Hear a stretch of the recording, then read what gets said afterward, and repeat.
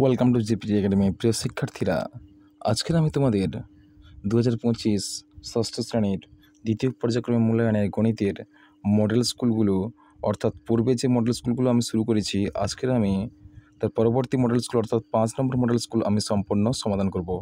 চলো, তোমাদের ষষ্ঠ শ্রেণী দ্বিতীয় পর্যায়ক্রমে মূল্যায়নের 5 নম্বর মডেল স্কুলের প্রথম প্রশ্ন দেখো। প্রথম প্রশ্ন বলছে, যে কোনো দশমিক সংখ্যাকে ভগ্নাংশকে 100 দ্বারা গুণ করলে দশমিক বিন্দু কোন দিকে থাকবে? যে কোনো দশমিক ভগ্নাংশকে 100 দ্বারা গুণ করলে দশমিক বিন্দু ক্রমশই কিন্তু ডান দিকে সরবে। যদি আমি ধরো 2.576, একে যদি আমরা 100 দিয়ে গুণ করি, তাহলে দেখো 100 দিয়ে অর্থাৎ একের পিঠে দুটো শূন্য, অর্থাৎ সুতরাং আমরা দশমিক সংখ্যা ক্রমশই গুণের সময় দশমিক সংখ্যা ক্রমশই ডান দিকে সরবে। এখানে দুটো শূন্য মানে কি 2 ঘর পিছবে, অর্থাৎ এখানে উত্তর তোমাদের হয়ে যাবে 257.6, অর্থাৎ 2 ঘর, একের পিঠে দুটো শূন্য মানে কি দশমিক সংখ্যা 2 ঘর সরেছে। কেমন? তাহলে এখানে অপশানটা কী হবে? 100 দ্বারা গুণ করলে কোনো দশমিক ভগ্নাংশকে, তাহলে 2 ঘর ডান দিকে সরবে। কেমন? অপশান নম্বর এ সঠিক উত্তর। পরের প্রশ্ন দেখো, 2 কিলোগ্রাম ড্যাশ গ্রাম সমান 2005 গ্রাম। আমরা জানি 2 কিলোগ্রাম সমান 2000 গ্রাম, আর 5 গ্রাম প্লাস এখানে 5 গ্রাম হবে। এখানে অপশান কোনটা আছে? 5। পরের প্রশ্ন দেখো, 1/4কে শতকরা প্রকাশ করে পাই। 1/4 অর্থাৎ 1/4কে শতকরা প্রকাশ করলে পাবো আমরা 1/4কে শতকরা প্রকাশ করলে আমরা 100 দিয়ে গুণ করবো। তাহলে 1/4 গুণিতক শতকরা প্রকাশ করবো, অর্থাৎ গুণিতক 100 সমান কত হবে? 4 25 100, 25 25 সমান 25%। কত পার্সেন্ট হবে? 25%। অপশান তোমাদের সঠিক উত্তর হবে 25%। দেখো পরের প্রশ্ন দেখো, -10 টাকা লাভ বলতে বোঝায়, অর্থাৎ -10 টাকা, অর্থাৎ এটা অলরেডি ঋণাত্মক সংখ্যা অর্থাৎ কম। সুতরাং এখানে তোমাদের উত্তরটা হবে 10 টাকা -10 টাকা। যদি 10 টাকা লাভ হতো সেখানে 10 টাকাই লাভ হতো। এখানে মাইনাস যেহেতু বলা হয়েছে, সুতরাং এখানে ঋণাত্মক মান, অর্থাৎ এখানে ক্ষতি হবে, অর্থাৎ এখানে 10 টাকা ক্ষতি হবে। 10 টাকা ক্ষতি কোথায় আছে? এখানে 10 টাকা ক্ষতি হবে। পরের প্রশ্ন দেখো, শুদ্ধ আবৃত দশমিক সংখ্যাটি হলো, দেখো দশমিকের পর যে সংখ্যা প্রথম সংখ্যার মাথায় যদি পৌনঃপুনিক থাকে এবং পরপর যদি থাকে, সেক্ষেত্রে হবে সেই সংখ্যা হবে শুদ্ধ আবৃত দশমিক সংখ্যা। দেখতে পাচ্ছি 1.0 পৌনঃপুনিক 6 পৌনঃপুনিক, আর দশমিকের পরে অঙ্কগুলো পরপর মানগুলো ক্রমশই আসছে বলে এইকে আমরা কি বলবো? শুদ্ধ আবৃত দশমিক সংখ্যা বলবো।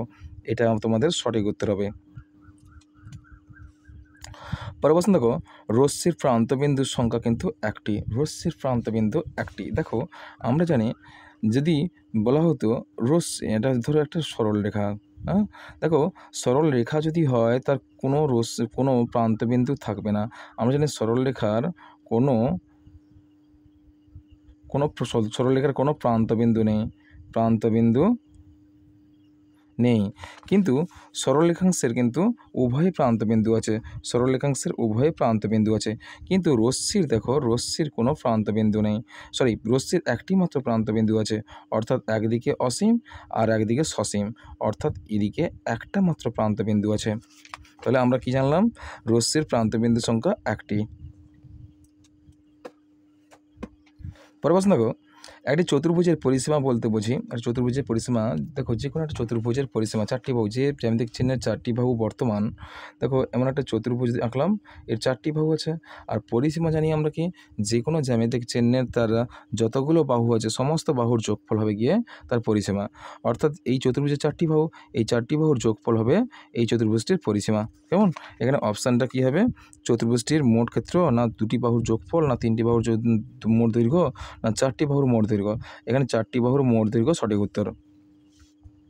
পরের প্রশ্ন দেখো, 70%কে সামান্য ভগ্নাংশে প্রকাশ করলে পাবো আমরা 70%কে সামান্য ভগ্নাংশে প্রকাশ করলে 70% মানে কি 100 ভাগের 7 ভাগ। 70% মানে কি জানি আমরা? সমান 100 ভাগের 70 ভাগ। কেমন? তাহলে এই ক্ষেত্রে আমরা কী পাবো? 70/100। তাহলে অপশানটা কোনটা হবে? 70/100। 70/100 হবে, কিন্তু যদি আমরা একটু কাটাকাটি করে দিই, 70% মানে অ্যাকচুয়ালি 70/100, এই যদি লঘিষ্ঠ আকারে প্রকাশ করি তাহলে কত হবে? লঘিষ্ঠ আকারে প্রকাশ করলে হবে গিয়ে 7/10। কেমন? 7/10। কোনটা তোমাদের সঠিক উত্তর তোমরা একটু দেখে নিতে পারো। কেমন? দেখলাম তোমাদের অ্যান্সার আছে 7/10, অর্থাৎ দেখো 70/100 লিখলেও এটাও ভুল হবে না, আর লঘিষ্ঠ আকারে প্রকাশ করলে এটা 7/10 হলেও এটাও ঠিক হবে, ভুল হবে না। সুতরাং তোমাদের এটা প্রশ্নমিতের উত্তর দেওয়া আছে 7/10 হবে। পরের প্রশ্ন দেখো, পরের প্রশ্ন বলা হচ্ছে যে একটি আয়তঘনের তল সংখ্যা কত? আয়তঘন যেমন ধরো লুডোর ছক্কা আছে, আয়তঘন যেহেতু বলেছে ইঁট, ইঁট বা বক্স বা বই, এগুলো হচ্ছে তোমাদের আয়তঘন, এগুলো হচ্ছে তোমাদের আয়তঘন। তাহলে আয়তঘনের তল সংখ্যা কত হবে? আয়তঘনের তল সংখ্যা কত হবে বলো তো? আয়তঘনের তল সংখ্যা হবে তোমার 6টি। আয়তঘনের তল সংখ্যা কতগুলো হবে? 6টি। ইঁট একটা ইঁট নিয়ে তোমরা পরীক্ষা করতে করে দেখতে পারো যে তল সংখ্যা কত, উপর নিচে একটা আছে আর চারদিকে 4টি, অর্থাৎ 6টি। তল সংখ্যা কত হবে? আয়তঘনের তল সংখ্যা হবে কি 6টি, 6টি। কেমন? এখানে কিছু দেওয়া আছে অপশান দেখি, আয়তঘনের তল সংখ্যা হচ্ছে 6টি। পরের প্রশ্ন দেখো, যে কোনো স্তম্ভচিত্রের প্রতিটি স্তম্ভের মধ্যে দূরত্ব ড্যাশ থাকে। দেখো স্তম্ভচিত্র আমরা দেখেছি যে স্তম্ভচিত্র এক্স অক্ষ ও ওয়াই অক্ষের মধ্যে যে স্তম্ভচিত্রগুলো থাকবে, এই স্তম্ভচিত্রগুলো এই যে দূরত্ব, এই যে দূরত্বগুলো কিন্তু সমান থাকে, দূরত্ব কিন্তু সমান থাকে। কেমন? এই দূরত্বগুলো কিন্তু সমান থাকে, অর্থাৎ সমান বলতে একই থাকে। এখানে অপশান কোনটা হবে? একই হবে। কেমন? পরের প্রশ্ন দেখো, নিয়ন্ত্রিত সংখ্যা কাকে বলে? নিয়ন্ত্রিত সংখ্যা কাকে বলবো আমরা? দেখো নিয়ন্ত্রিত সংখ্যা আমরা সংখ্যা রেখা দেখেছি, সংখ্যা রেখায় যে ঋণাত্মক ও ধনাত্মক মানযুক্ত সংখ্যাগুলো সেগুলোকে আমরা নিয়ন্ত্রিত সংখ্যা বলবো। দেখো আমি লিখেছি, দেখো নিয়ন্ত্রিত সংখ্যা কাকে বলে? সংখ্যা রেখায় শূন্যের ডান দিকে সকল সংখ্যা ধনাত্মক এবং বাম দিকে সকল সংখ্যাই ঋণাত্মক। এই ধনাত্মক ও ঋণাত্মক সংখ্যাগুলিকে নিয়ন্ত্রিত সংখ্যা বলা হয়। দেখো আমরা সংখ্যা রেখা যদি দেখি অবস্থান করি, মাঝে যদি একটা সংখ্যা রেখার মাঝে যদি শূন্য ধরি, এই ডান দিকে ক্রমশ এই সংখ্যাগুলোকে +1 +2 +3 বলি, এগুলোকে আমরা কি বলি? ধনাত্মক সংখ্যা। কি বলি? ধনাত্মক সংখ্যা। আর শূন্যের বাম দিকে দেখো ক্রমশই -1 -2 -3 করে পিছিয়ে আসছে সংখ্যাগুলো, ক্রমশ এই সংখ্যাগুলোকে বলবো আমরা কি? ঋণাত্মক সংখ্যা। কি সংখ্যা? ঋণাত্মক সংখ্যা। সুতরাং এই ধনাত্মক আর ঋণাত্মক সংখ্যাগুলোকে একসঙ্গে আমরা কি বলি? নিয়ন্ত্রিত সংখ্যা বলি। পরের প্রশ্ন দেখো, পরের প্রশ্ন বলছে যে -3 এর থেকে ছোট 3টি সংখ্যা লেখো। দেখো সংখ্যা রেখা এখানে আমি একটু বুঝিয়ে দিই। দেখো এই যে সংখ্যা রেখা দেখতে পাচ্ছ তোমরা, এই সংখ্যা রেখায় ক্রমশই শূন্য বাম দিকে ক্রমশ যদি যতটা এগোনো যায় কিন্তু ততটা কিন্তু সংখ্যার মান কিন্তু ক্রমশ কমতে থাকে, সংখ্যার মান ক্রমশ কমতে থাকে। আর বাম থেকে ডানে যে ক্রমশ এগোলে সংখ্যার মান কিন্তু বৃদ্ধি পাবে। তাহলে আমাদের বলা হয়েছে যে -13, তাহলে -13 যদি হয়, তাহলে -13 যদি হয়, -13 এর এখানে যদি -13 হয়, তাহলে ক্রমশই বাম দিকে এলে ক্রমশই মানগুলো কি ছোট হচ্ছে? -14 -15 তারপরে -16। তাহলে এইভাবে সংখ্যাগুলো 13-র সবথেকে কম মান বিশিষ্ট, 13 এর ছোট, 13 এর থেকে ছোট 3টি সংখ্যা হলো কি হবে? 14 হবে, -14 -15 -16, এরকম করে -17 -18 ক্রমশই কম হবে, -13 কিন্তু বড় হবে। কেমন? তাহলে -13 এর থেকে ছোট 3টি সংখ্যা হবে -14 -15 -16 -17 এইরকম। কেমন? পরের প্রশ্ন দেখো, পরম মান কাকে বলবো আমরা? পরম মান কি? দেখো পরম মান আমরা সংখ্যা রেখায় জানি যে সংখ্যাগুলো ঋণাত্মক আর ধনাত্মক মানযুক্ত সংখ্যাগুলোকে নিয়ন্ত্রিত সংখ্যা বলবো। কিন্তু পরম মান কাকে বলবো? দেখো পরম মান তাকেই বলবো নিয়ন্ত্রিত সংখ্যা ধনাত্মক ও ঋণাত্মক চিহ্ন বর্জিত রাশি বা সংখ্যাগুলিকে পরম মান বলা হবে। দেখো এখানে দেখো +-5 -4 বা +1 -2 এই সাইনগুলো বা চিহ্নগুলো বাদ দিলে যে মানগুলো পড়ে থাকছে, অর্থাৎ 1 বা 2, এই মানগুলোকে আমরা কি বলবো? পরম মান। সুতরাং যেমন +3 বা -3 এর পরম মান কিন্তু 3 হবে। কেমন? পরের প্রশ্ন দেখো, গুণনীয়ক বলতে কী বোঝো? গুণনীয়ক বলতে দেখো যেসব সংখ্যা দ্বারা কোনো সংখ্যা ভাগ করলে কোনো ভাগশেষ থাকে না, সেই সব সংখ্যাকে ওই সংখ্যার গুণনীয়ক বলে। কেমন? দেখো আমি যদি বলি 3 এর গুণনীয়ক কত হবে? এই 3 কোন সংখ্যা দ্বারা বিভাজ্য হবে? 3 কেবলমাত্র 1 এবং 3 দ্বারা বিভাজ্য হবে। সুতরাং 1 ও 3 গুণনীয়ক, অর্থাৎ 3 এর গুণনীয়ক কী হবে? 1 ও 3।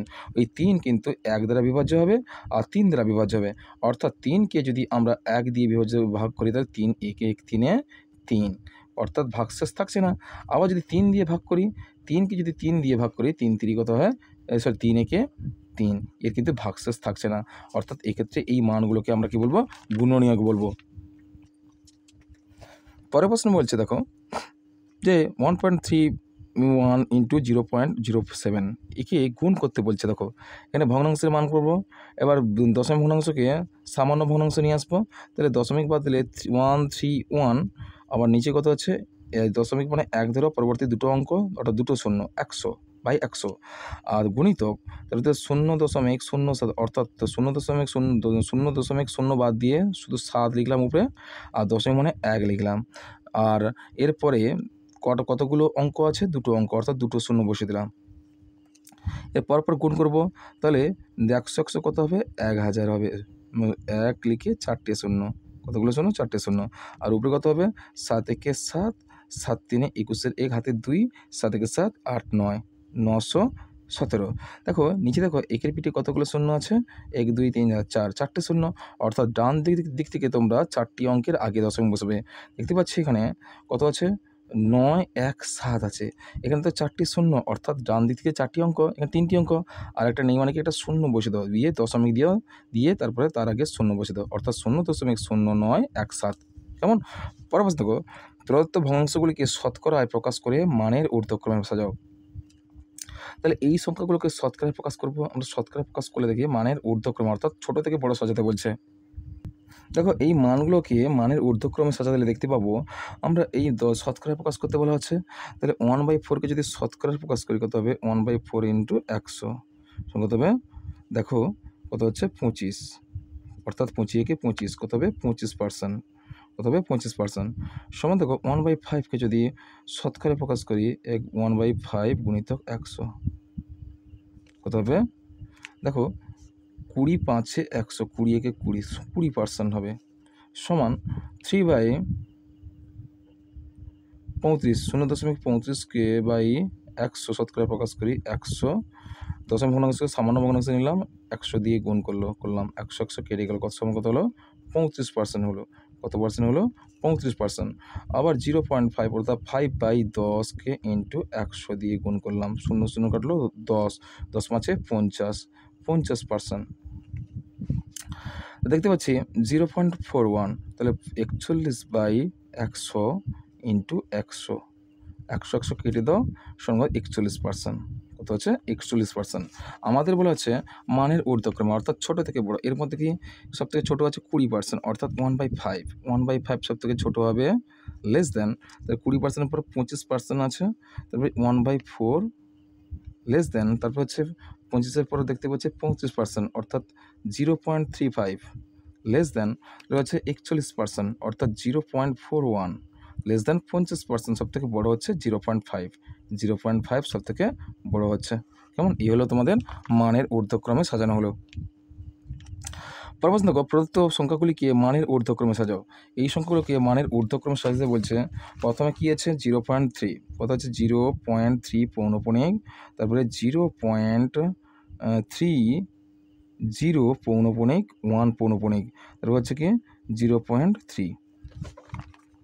এই মানগুলোকে আমাদের মানের ঊর্ধ্বক্রমে সাজাতে বলছে। দেখো 0.3 আমাদের সেই রকমভাবে ভগ্নাংশকে বিশ্লেষণ করে সেভাবে করলে কিন্তু একটু সমস্যা হবে, একটু বড় সংখ্যায় মান হবে। এক্ষেত্রে আমি সরাসরি যদি করতে চাও, আমি দুরকমভাবে করাচ্ছি। দেখো 0.3 পৌনঃপুনিক মানে কি 3-এর মাথায় পৌনঃপুনিক প্রথমে আছে, মানে কি এই 3টা বারবার আসবে। তাহলে আমরা দেখতে পাচ্ছি 0.333 এটসেট্রা আমরা লিখে দেবে, আর একটা 3ও দিয়ে দিলে কোনো অসুবিধা নেই। দেখো 0.3 এ কিন্তু আবৃত দশমিক সংখ্যা, শুদ্ধ দশমিক সংখ্যা, এটা কিন্তু শুদ্ধ দশমিক সংখ্যা, এটা আবৃত দশমিক সংখ্যা। দেখো 0.3 আর 0.1 0 পৌনঃপুনিক 1 পৌনঃপুনিক বারবার আসবে, 0 পৌনঃপুনিক 1 0 1 এইরকম করে বারবার আসবে। তো দেখতে পাচ্ছি 0.3, তবে নেই মানে কি জিরোগুলো বসে দাও। দেখো এর মধ্যে বলছে ঊর্ধ্বক্রম সাজাতে বলছে, এর মধ্যে ঊর্ধ্বক্রম সাজালে দেখতে পাচ্ছি সব থেকে ছোটো কোনটা হবে, সব থেকে ছোটো কোণ দেখো দশমিকের আগে সমস্ত পূর্ণ সংখ্যা কিন্তু শূন্য স্থির, দশমিকের পর দশাংশের ঘরে দেখছি সবগুলো 3 সমান, বুঝতে পারছি না, দশমিকের পর পর সংখ্যাগুলোকে শূন্য দেখতে পাচ্ছি, তারপরে কিন্তু 1 শূন্য আছে। সুতরাং এই ক্ষেত্রে দেখতে পাচ্ছি যে সব থেকে ছোটো সংখ্যা কিন্তু এইটা হচ্ছে, অর্থাৎ 0.3 লেস দেন, এর থেকে বড় কিন্তু এইটা হচ্ছে, তাই না, এর থেকে বড় হচ্ছে এইটা, অর্থাৎ 0.30 পৌনঃপুনিক 1 পৌনঃপুনিক, এর থেকে বড় কোনটা হবে 0.3 পৌনঃপুনিক, 0.3 পৌনঃপুনিক। কেমন? পরের প্রশ্ন দেখো, পরের প্রশ্ন বলছে একটি আবৃত্তি দশমিক ভগ্নাংশ লেখো, সংখ্যাটিকে আবৃত্তি দশমিক ভগ্নাংশ বলার কারণ লেখো। দেখো এই প্রশ্নের সমাধানের পূর্বে আমি একটা কথা বলে রাখি যে আবৃত্তি দশমিক ভগ্নাংশ কাকে বলবো। আবৃত্তি দশমিক ভগ্নাংশ তাকেই বলবো যে আবৃত্তি দশমিক তাকেই বলবো যে সমস্ত ভগ্নাংশের বা যে সমস্ত সংখ্যাকে দ্বারা বিভাজ্য বা ভাগ করলে যার ভাগশেষ থাকে না এবং ভাগফল ক্রমশই ঘুরে ফিরে আসে, তাকে আমরা কি বলবো, আবৃত্তি দশমিক সংখ্যা বলবো। আবৃত্তি দশমিক সংখ্যা দু রকমের হয়, একটা শুদ্ধ আবৃত্তি দশমিক সংখ্যা আর একটা হচ্ছে মিশ্র আবৃত্তি দশমিক সংখ্যা। শুদ্ধ আবৃত্তি দশমিক সংখ্যা কাকে বললো, যেসব আবৃত্তি দশমিক বা দশমিক বিন্দুর পরেই শুরু হয় তাদের শুদ্ধ আবৃত্তি দশমিক সংখ্যা বলবো।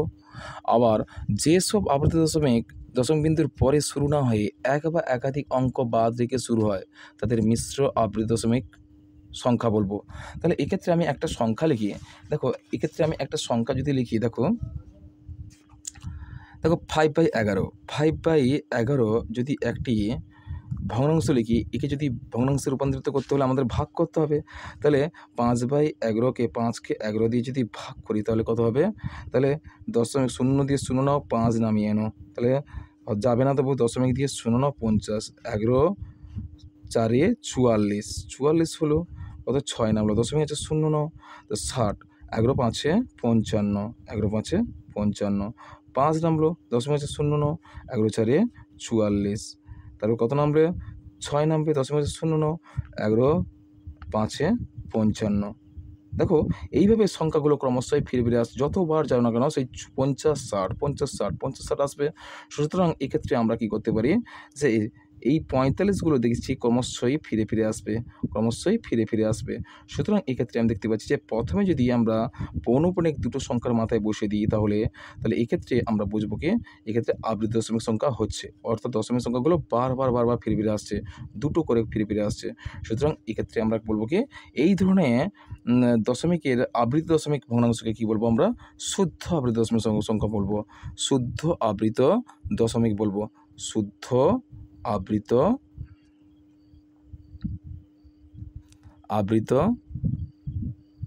দশমিক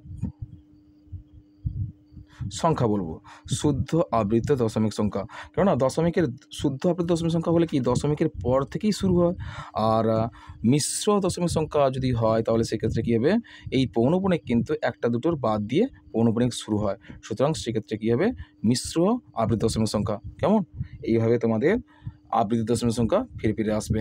পরের প্রশ্ন দেখো, পরের প্রশ্ন হচ্ছে দিয়ে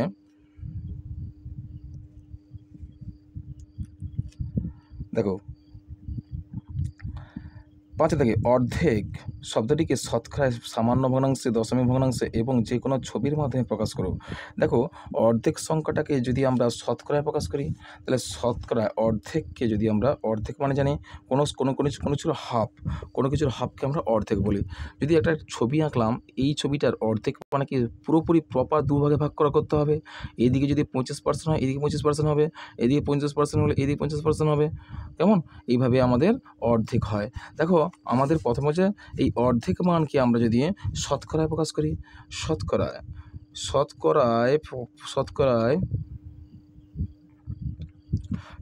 প্রকাশ করলে পাবো কি, তাহলে এখানে অর্ধেক মানে কি সম্পূর্ণ মানকে 100% ধরলে একে শতকরায় প্রকাশ করলে কি 50% হবে, শতকরা কিন্তু 50% হবে।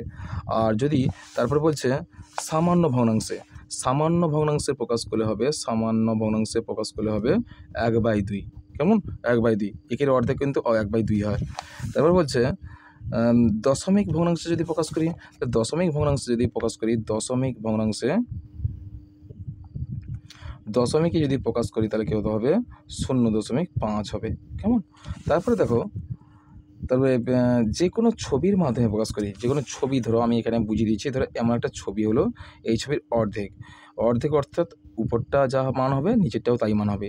এই ছবি দ্বারা তোমাদেরকে বুঝিয়ে দিতে হবে। তাহলে হাফকে আমরা শতকরা প্রকাশ করলে 50% হবে, আর সামান্য ভগ্নাংশ যদি প্রকাশ করে 1/2 হবে, আর দশমিকের প্রকাশ করলে কী হবে 0.5 হবে। আর যদি কোনো চিত্রের সাহায্যে যদি তোমাদের করতে বলা হয় যে কোনো ছবি এঁকে তাকে অর্ধেক করে দেবে, অর্ধেক করে দিলে তার হাফের মান হয়ে যাবে। অর্থাৎ এটা যদি 1/2 হয় এটাও 1/2 হবে। কেমন? পরের প্রশ্ন দেখো। পরের প্রশ্ন বলছে যে 4-এর 1-এরটা যে কোনো 3টি সংখ্যা দিয়ে নিয়ে ভাগ পদ্ধতিতে গসাগু করো। যে কোনো 3টি সংখ্যা, দেখো যে কোনো 3টি সংখ্যাকে যদি আমরা ভাগ পদ্ধতিতে গসাগু করি, আমি ধরি 10, 15 আর 25। এই 3টি সংখ্যার গসাগু কত ভাগ পদ্ধতি করব। প্রথম দুটো সংখ্যার মধ্যে ভাগ করব, অর্থাৎ বড় সংখ্যাকে ছোট সংখ্যা দিয়ে ভাগ করব। অর্থাৎ 15কে 10 দিয়ে ভাগ করলে কত হবে 10 একে 10, কত নামলো 5 নামলো। আবার এই ভাজকটা দিয়ে আবার এখানে বসাও, কত হবে তাহলে 5 দুগুণে 10, কেটে গেছে। আবার একটা সংখ্যা আছে 25, আর এই সংখ্যাটাকে এই মানটাকে দিয়ে এই সংখ্যাকে তোমাকে ভাগ করতে হবে, অর্থাৎ 25কে কত আবার 5 দিয়ে ভাগ করতে হবে, 5 5 25। আর তোমার গসাগু কোনটা হবে, এই মানটা কিন্তু তোমাদের গসাগু হবে, অর্থাৎ এখানে গসাগু কত হবে 5 হবে। পরবর্তী দেখো 28, 33, 42, 77 দ্বারা বিভাজ্য যে কোনো সংখ্যাটি এত এর নিকটতমতা হিসাব করে লেখো। চলো গণিতটা করি। দেখো প্রথমে তোমরা কি করবে, এই মানগুলোকে প্রথমে লসাগু করবে। কি করবে? লসাগু কী কী ছিল? 28, 33 আর 42 আর একটা 77। এই 4টি অঙ্ককে তোমরা, তার 4টি সংখ্যাকে তোমরা কি লসাগু করবে। কী করবে? প্রথমে লসাগু করবে। লসাগু করবো প্রথমে কী দিয়ে বিভাজ্য করব? 2 দিয়ে। তাহলে 2 দিয়ে 2 একে 2, 2 4 8। তাহলে 33 লসাগু হবে না, নামিয়ে দাও। 2 দুগুণে 4, 2 একে 2, 77 লসাগু হবে না, 77 নামিয়ে দাও। তাহলে দেখতে পাচ্ছি 14, 33, 21, 77। 14কে 2 দিয়ে কাটো, 7 নিয়ে আসো, 33 নামিয়ে আনো, 21 নামিয়ে আনো, 77 নামিয়ে আনো। তারপর কী থাকছে? দেখতে পাচ্ছি 7, 33, 21, 77। দেখো এটা 3 দ্বারা কিন্তু বিভাজ্য হবে না। 3 দ্বারা দুটো বিভাজ্য হবে, 7 দ্বারা একটা হবে। 3 দ্বারা প্রথমে যদি বিভাজ্য করি তাহলে 3 দিয়ে দিলে 7টা নামিয়ে আনো, 3 একে 3, 3 একে 3, আর 3 7 21, 7 নামলো আর 77 নামিয়ে আনো। এবার কিন্তু দেখতে পাচ্ছি 7 দ্বারা এই 3টি বিভাজ্য হয়ে যাবে, 7 11, 7 77। 7 দ্বারা 7 একে 7, 11 নামিয়ে আনো, 7 একে 7 আর 7 একে 7, 7 একে 7, 11 শেষে থাকছে। তাই 11 দ্বারা বিভাজ্য করো, 1 নামিয়ে আনো, 11 একে 11, 11 একে 11। বেশ হয়ে গেছে। কী কী মানগুলো পেলাম? দেখো পেলাম গিয়ে 2 গুণিতক 2 গুণিতক 3 গুণিতক 7 গুণিতক 11। তাহলে এদের লসাগু কত পেলাম? তাহলে কী লিখবে? এততে সংখ্যা লিখে দেবে, এত এর লসাগু লিখবে কি? লসাগু সমান কত হবে? দেখো প্রথমে কিন্তু আমরা গুণ করব 11 সাথে 77, 77 3-এ, আর 2 গুণ করলে তোমরা একটু গুণ করে নাও। 11 সাথে 77, 77 3-এ, 77 3-এ 7 3-এ 21-এর 1 2, 7 3-এ 21, 22 23। আবার এই দুটো মান 3 দ্বারা হয়ে গেছে। বেশ 3 আর 2, 2 হলে কত হবে? 2 একে 2, 3 দুগুণে 6 আর 2 দুগুণে 4। আবার একটা 2 আছে, আবার 2 দিয়ে গুণ করলে 2 দুগুণে 4, 6 দুগুণে 12, 2 হাতে 1, 4 দুগুণে 8 একে 9, 924 হচ্ছে। কত হচ্ছে? 924। 924 হচ্ছে লসাগু। লসাগু কত হচ্ছে? 924। কেমন? লসাগু হচ্ছে তোমাদের 924। তারপরে দেখো, তারপরে তোমরা কি করবে, এই যে মানটা ছিল 924 মানটা তোমাদের বলা হয়েছিল যে 98,765 নিকটতমতা হিসাব করে দেখব। এই সংখ্যাটাকে আমরা কি করব? এই 924 দ্বারা ভাগ করব, 924 দ্বারা ভাগ করব। তাহলে মানটা কত ছিল? যে 98,765-কে এই 924 দিয়ে ভাগ করব। ভাগ করলে বেরোবে, দেখো 924 একে 924, কত নামবে? 3, 6 আর 6 নামলো 636 নামলো। আর একটা 5 নামিয়ে আনো, 5 নামিয়ে আনো। এক্ষেত্রে 5 নামালে কিন্তু হবে না, কিন্তু একটা শূন্য দিয়ে নামিয়ে আনো। এক্ষেত্রে তোমরা কী করবে? 924 শূন্যে 0 করো, কত নামবে? 636। 5 নামিয়ে আনো, 5 নামালে কত হবে? 6,365-কে কোন নামটা বিভাজ্য হবে? দেখতে পাচ্ছি 6 দিয়ে দিতে দাও, 6 দিয়ে 6 4 24, 4 হাতে 2, 6 দুগুণে 12, 13, 14, 4 হাতে 1 আর 6 × 9 = 55, কত হলো 55, বাদ দাও 1 2 আর 13 থেকে 5 5 3 8, কেমন 821, কেমন 821 হলো। এবার তোমরা কি করবে, এই যে 924 ছিল না, এই 924 আর 821 বাদ দাও, 924 থেকে 821 বাদ দাও, 924 থেকে 821 যদি বাদ দিই তাহলে কত হবে তোমাদের, 4 থেকে 1 3 আর 0 2 দিয়ে 0 হচ্ছে আর 1 103, কত হচ্ছে 103। এই 103কে তোমার আগের যে মানটা ছিল এই ভাজক মানটা 98,765 এর সঙ্গে যোগ করো, দেখো যে 98,765 যুক্ত 103 যোগ করলে কত হবে তোমাদের, যোগ করলে হবে, আর যোগটা আমি নিচে লিখছি, যোগ করলে হবে দেখো 5 3 8 আর হচ্ছে 6 0 যোগ করলে 6 আর 1 আর 7 যোগ করলে 8 আর 9 8, 98,868, 98,868। অর্থাৎ তোমরা কি করবে, যে 98,765 এর নিকটতম মান সংখ্যা হবে কত 800, অতএব বলা হচ্ছে 98,765 এর নিকটতম মান হবে, বা নিকটতম সংখ্যা সমান 98,868, কেমন। পরের প্রশ্ন দেখো, যে এখানে বলছে গল্প তৈরি করে সমাধান করো। তোমরা একটা গল্প বানিয়ে নেবে, গল্প বানিয়ে নিয়ে এর সমাধানটা করে ফেলবে। আমি কিন্তু গণিতটা করে ফেলছি, গণিতটা করে দিচ্ছি, তোমরা একটু গল্প বানিয়ে নিও, কেমন। তাহলে কত ছিল 52.2 ভাজিত 5.8, হ্যাঁ 5.8, একে আমরা ভাগ করব। ভাগটা কীভাবে করছি দেখো, যে ভাগটা করব তো আমরা এইভাবে, দেখো প্রথমে কি করবে, প্রথমে আমরা একে ভগ্নাংশ করে নেব, অর্থাৎ দশমিক ভগ্নাংশকে সামান্য ভগ্নাংশ নিয়ে আসবো, 5 2 2/10 গুণিতক কত করব 5 8, ভাজিতক দেবে, প্রথমে ভাজিত দেবে 5/8/10, আমরা গুণ করলে উল্টে দেবো পরবর্তী সংখ্যাটা, 5 2 2/10 গুণিতক 10/5 8। এবার আমরা কাটাকাটি করবো, 0 0 কেটে যাবে, দেখো 5 5 10 50 হয়, 5 দ্বারা যদি 58 নামতে কাটিয়ে কত হবে, 9 8 72, 8 দিয়ে দেখি 58, 8 দেখি 28 64, 4 হাতে 6, 8 5 40, 41 42 43 44 45 হচ্ছে, তবু 9 10 নামটা কেটে যাবে, 9 9 72, 9 দিয়ে কাটি, 9 9 72, 7 থাকলো, 9 5 45 46 47 48 49 50 51 52, অর্থাৎ কত যাবে 9 যাবে। তাহলে 58 9 কত হবে 522, উত্তর কত হলো 9 উত্তর।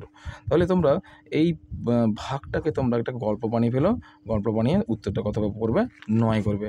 পরবর্তী সংখ্যা দেখো, সংখ্যা রেখার সাহায্যে যোগফল করো, অর্থাৎ +11 + -12, অর্থাৎ এর সঙ্গে যোগ করতে বলছে। আমাদের সংখ্যা রেখা কিন্তু কত পর্যন্ত দিতে হবে, 13 পর্যন্ত, 12 আছে সর্বোচ্চ, 13 পর্যন্ত নিয়ে নাও। তাহলে যদি আমরা সংখ্যা রেখা এদিকে প্রান্তটা আমি কম রাখবো আর এদিকে প্রান্তটা আমি বেশি রাখবো, কেননা এদিকে মানটা বেশি হবে, এদিকে -1 -2 দিয়ে দাও। তাহলে এক্ষেত্রে হবে কত, 0 আছে +1 +2 +3 +4 +5 +6 +7 +8 +9 +10 +11 আর +12 আর প্লাস করে দাও 13। দেখো আমাদের বলেছে প্লাসের দিকে বলেছে, প্লাস, আমি প্রশ্নটা তুলে নিই, প্লাস কত বলেছে, +11 প্লাস -12 -12। এবার দেখো মুখে মুখে যদি গুণ হতো তাহলে সহজে যোগ বিয়োগ হতো, তাহলে করা যেত -1 উত্তর হবে। এক্ষেত্রে কীভাবে করবো সংখ্যা রেখাকে, দেখো এখানে +11, অর্থাৎ ডান দিকে +11 ঘর, 0 থেকে 11 ঘর যাব, 11 ঘর, 0 থেকে 11 ঘর যাব। বেশ, এদিকে কিন্তু রেখা চিহ্নটা এইদিকে দেবে, যেহেতু ধনাত্মক সংখ্যা, +11 ধনাত্মক সংখ্যা। তা -11 কী হবে? দেখো -11, 0 থেকে 12 কত আছে, 12 কত আছে, এখানে আছে। সুতরাং এখান থেকে আমরা কী করব, 10 ঘর পিছিয়ে আসবো। কত হবে? 10 ঘর, 12 ঘর পিছিয়ে আসবো। 12 ঘর পিছিয়ে এলে তার তীর চিহ্নটা এইদিকে থাকবে, তীর চিহ্নটা এইদিকে থাকবে 0 পর্যন্ত। তাহলে এটা আমরা করব কি, -12 করব, আর এটা করব +11। তাহলে -12 আর +11, দেখো ডিস্টেন্স কত আছে, 1, -1 এর ডিস্টেন্স। -1টা বেশি হচ্ছে আর +1টা কম হচ্ছে, সুতরাং 1 ঘর কম হবে। সুতরাং আমরা কি করব, +11 প্লাস -12 এর মান কত হবে, -+11 -12 সমান কত হবে, -1। কেমন? দেখো পরের গণিতটা বলছে গিয়ে, পরের গণিতে তোমাদের স্তম্ভ চিত্র অঙ্কন করতে বলছে, তোমরা করে ফেলতে পারবে স্তম্ভ চিত্রটা। বলছে কৃষ্ণনগরে একটি ব্যাগ তৈরি কারখানায় সপ্তাহের প্রথম 5 দিনের ব্যাগ তৈরির সংখ্যা দেওয়া হলো, আর নিচের তালিকা থেকে স্তম্ভচিত্র অঙ্কন করো। তোমরা নিচের সোমবার মঙ্গলবারটা নিচের x অক্ষ বরাবর লিখবে, আর এখানে সর্বোচ্চ আছে 50। সুতরাং তোমরা 1 একক সমান 5টি ব্যাগ বলবে, 1 একক সমান 5টি ব্যাগ। y অক্ষে তোমরা ক্রমশই 1 একক সমান 5টি ব্যাগ। কেমন? 5টি ব্যাগ করলে তোমাদের সহজে হয়ে যাবে। 10 5 50, 10টা বার তোমাদের টানতে হবে ছোটো করে, এক নির্দিষ্ট ডিস্টেন্সে, একই ডিস্টেন্সে তোমরা কিন্তু 5টা বার টানবে। টানলে এদিকে উপরের দিকে লিখে দেবে কি, 1 একক সমান 5টি ব্যাগ। অর্থাৎ একক এখানে না 5 একক করতে পারো, 5 একক সমান 5টি ব্যাগ হলে অনেকটা বড় হয়ে যাবে। তখন কী হবে, 1 একক সমান কত করবে, 5টি ব্যাগ করবে, তবে গিয়ে ছোটো y অক্ষের বারগুলো ছোট হবে। পরে দেখো, কোনো একটি গ্রামের মোট জনসংখ্যার গত বছরে এতজন ছিল, বর্তমানে জনসংখ্যা এত % বেড়েছে।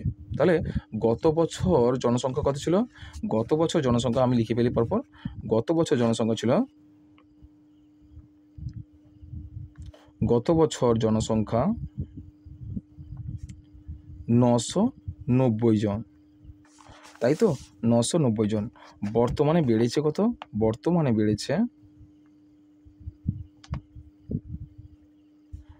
বেড়েছে কত, কত %, 14% সামথিং, অবশ্যই 14% বেড়েছে। কত, 14% বেড়েছে। কত %, 14% বেড়েছে। বলছে বর্তমানে বছরের ওই গ্রামের জনসংখ্যা কত ছিল, বর্তমান বছরে ওই গ্রামের জনসংখ্যা কত, তাহলে দেখো বর্তমান জনসংখ্যা কত, বর্তমানে বেড়েছে কত %, 14%, আগে কত ছিল, 950। তাহলে দেখো 14% মানে কত, যা দেখো আগে, তা 990 গুণিত 90 এর 14% সমান করবো 990 এর মানে জানি গুণ 14/100। 0 0 কেটে দাও, আর 7 2 2 7 14, আর 2 5 10। কেমন? কত হলো? তাহলে 99 গুণিতক 7/5। তোমরা কি করবে, 99-এর সঙ্গে 7 গুণ করবে, 7 2 14 আর 5 2 10 হয়ে গেছে। তাহলে 99 গুণিতক 7/55 তোমরা করবে সমান 9 7 63, 3 হাতে 6, 9 63, 64, 65, 66, 67, 68, 69, 69/5। 69/5কে তোমরা ভগ্নাংশে রূপান্তরিত করো। তাহলে দেখো 69, দেখো এরপর কী করে যোগ করবে, এই মানটা থাক যোগ করবে 693 দেখো এতজন বেড়েছে, কতজন, এতজন বেড়েছে। এবার এতজনকে তোমরা মোট কতজন হচ্ছে, এবছরের মোট জনসংখ্যা কত হচ্ছে, গত বছর ছিল 950 জন, আর এই বছর বেড়েছে কতজন, এতজন বেড়েছে। কতজন বেড়েছে, এতজন। তাহলে সুতরাং তোমরা কী করবে, সুতরাং করবে গিয়ে এক্ষেত্রে তোমরা এর সঙ্গে এটা যোগ করে দেবে, কত %, অথবা বর্তমানে মোট জনসংখ্যা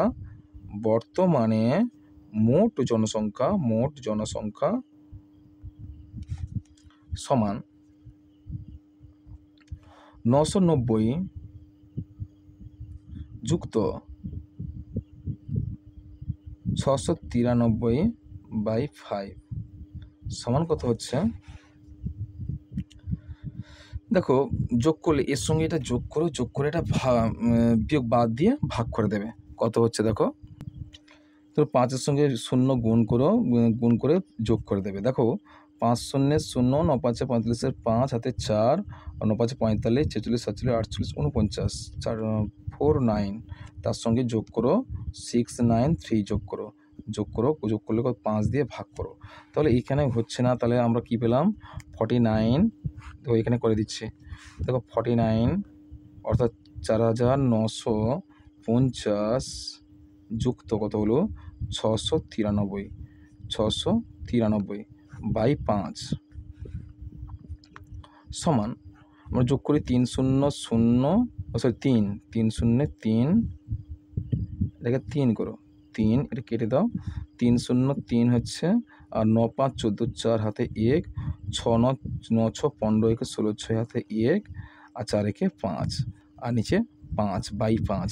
এবার 5643কে 5 দিয়ে ভাগ করো, 5643কে 5 দিয়ে ভাগ করলে কত হবে, 5 1 5, 6 নামলো, 5 1 5, 4 নামলো 14, 5 দুগুণে 10, কত নামলো 2 নামলো 3, 5 4 20, 3 নামলো, দশমিক দিয়ে 0 নাও, 5 6 30।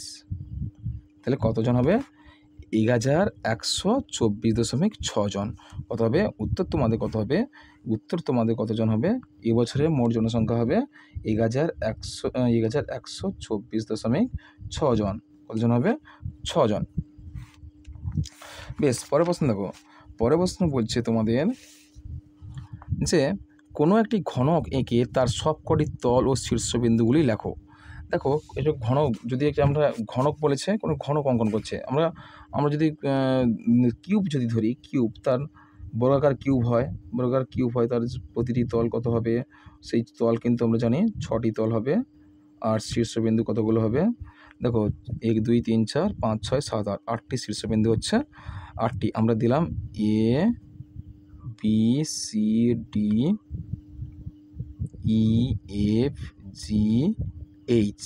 দেখো শীর্ষবিন্দু কতগুলো বললাম, 1 2 3 4 5 6 7 8, আর তলগুলো কতগুলো, উপর নিচে একটা তল আর চারদিকে 4টে, অর্থাৎ তল সংখ্যা কতগুলো হবে, তল সংখ্যা সমান কত হবে, তল সংখ্যা 6টি। আর শীর্ষবিন্দু কত হবে, শীর্ষবিন্দু হবে 1 2 3 4 8টি, শীর্ষবিন্দু কতগুলো হবে 8টি। এই হচ্ছে তোমাদের উত্তর। পরের প্রশ্ন দেখো, রশ্মি রেখাংশ সরলরেখা এঁকে দেখাও, এদের মধ্যে একটি পার্থক্য লেখো। দেখো এদের মধ্যে একটি পার্থক্য যদি করতে বলা হয়, তাহলে আমরা রশ্মি রেখাংশ সরলরেখা, রশ্মি আমরা লিখে দিলাম একদিকে রশ্মি রেখাংশ আর সরলরেখা।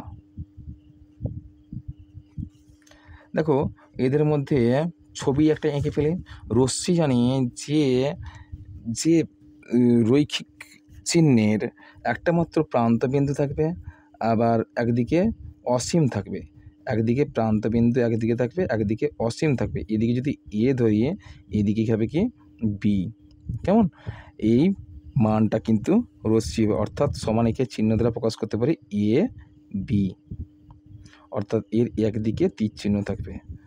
আবার রেখাংশ যদি বলি, রেখাংশ কিন্তু উভয় দিকে সসীম, একটা নির্দিষ্ট মান থাকবে, অর্থাৎ এর প্রান্তবিন্দু থাকবে দুটো, এর মান লিখবো আমরা কি এ বি, রেখা টেনে দেবো। আর সরলরেখা রেখা দেখো এর উভয় দিকে অসীম দূরত্ব থাকবে, অর্থাৎ আমরা যদি একটা চিহ্ন দিকে উভয় দিকে তীর চিহ্ন দিয়ে দেবো, এর উভয় দিকে কিন্তু অসীম, এদিকে এর এ আর বি দিলাম, এরও এ দিলাম, এদিকে বি দিলাম, অর্থাৎ এই চিহ্নটা কীভাবে লিখবো এ বি, তীর চিহ্নটা উভয় দিকে দেব।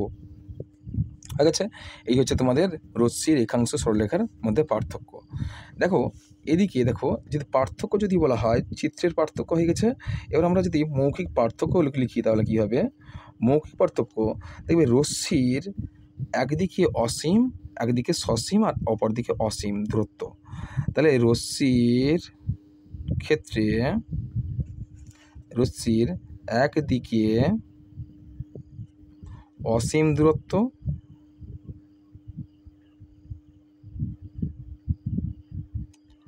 আর হচ্ছে রেখাংশের কী হবে, উভয় দিকে সসীম দূরত্ব, উভয় দিকে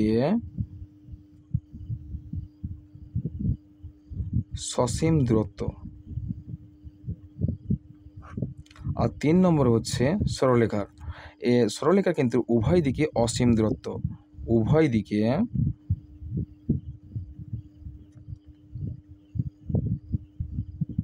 অসীম দূরত্ব।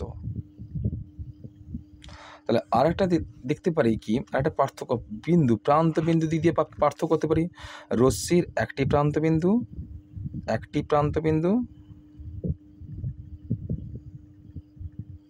আর রেখাংশের দুটি প্রান্ত বিন্দু,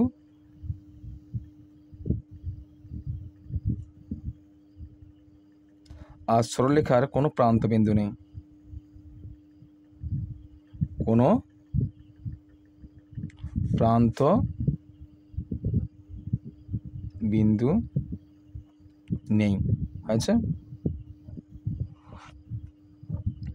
কোনো প্রান্ত বিন্দু নেই, কোনো প্রান্ত বিন্দু নেই। বুঝে গেছে? বেশ, পরের প্রশ্ন চলো। পরের প্রশ্ন বলছে যে জ্যামিতিক চিত্রটির ক্ষেত্রটি রং করো, জ্যামিতিক চিত্রটির ক্ষেত্রটি রং করো ও একটি ছোট ঘর সমান 1 বর্গ একক ধরে ক্ষেত্রফল নির্ণয় করো। চলো এর ক্ষেত্রফল যদি নির্ণয় করি, চিত্রটি লক্ষ্য করো, দেখতে পাচ্ছি আমরা তো এদিকে 3টি বার 1 2 3, কিন্তু এটা বর্গাকার চিত্র হবে, এটা একটা জ্যামিতিক চিত্রটি বর্গাকার হবে, অর্থাৎ বর্গাকার চিহ্ন হবে। এদিকে 9 হলে হচ্ছে 1 2 3, এদিকেও 9, এদিকে 3 হলে 1 বর্গ একক সমান কি 1 ঘর সমান 1 বর্গ একক, এইটুকু হলে 1, এইটুকু হলে এদিকে 1, এইদিকে 1 একক, অর্থাৎ এদিকে 3 হচ্ছে, এদিকে 3 হচ্ছে। সুতরাং এর ক্ষেত্রফল এদিকে 3 হলে এদিকে 3 হচ্ছে।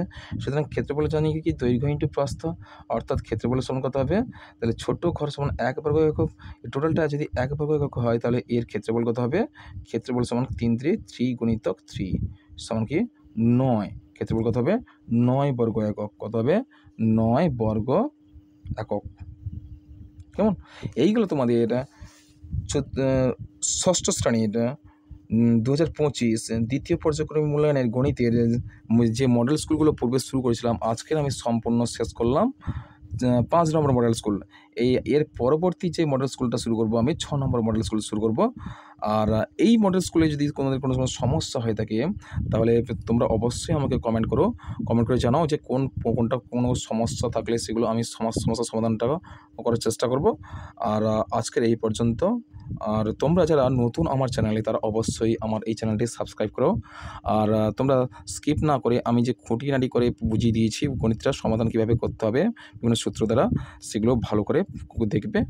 আর শেষ আজকের এই পর্যন্ত, তোমাদের সঙ্গে দেখা হবে আমার পরের ভিডিওতে।